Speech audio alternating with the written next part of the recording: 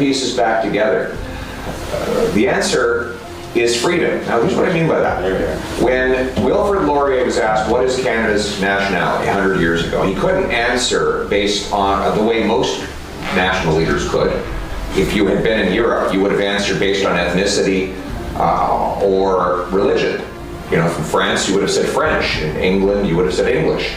But in Canada, we were already mixed up. We had obviously the First Peoples. We had French, English. We had Scots, Irish, Germans. We even had Asian peoples who were here at that time. And so he couldn't answer based on race or gender or ideology or any of those things. He said, Canada is free and freedom is its nationality. And that's why Protestants and Catholics gouged each other's eyes out for centuries in Europe, and then they came to Canada and lived peacefully. Why? Because Catholics were able to worship freely, Protestants were able to worship freely.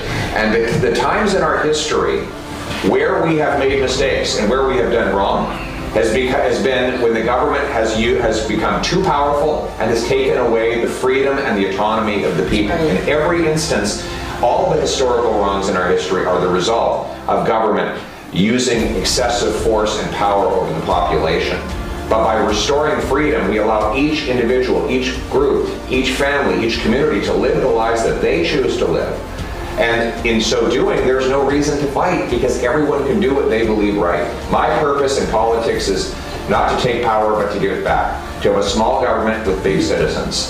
To have a government, if I were to start a new political party from scratch, it would be called the Mind Your Own Damn Business Party. Yes. Where the government does its job, which is to provide roads and schools and hospitals, and national security, protect the environment, and then let people live their lives, make their own decisions, think their own thoughts, spend their own money, worship God in their own way, express their own values with their own words. I am not here to run your life. I'm not even here to run a country. I'm here to run a government that does a few things well rather than a lot of things poorly and allows free people to live and prosper and fulfill their full potential. That is my purpose.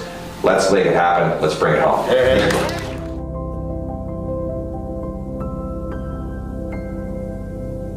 I hope that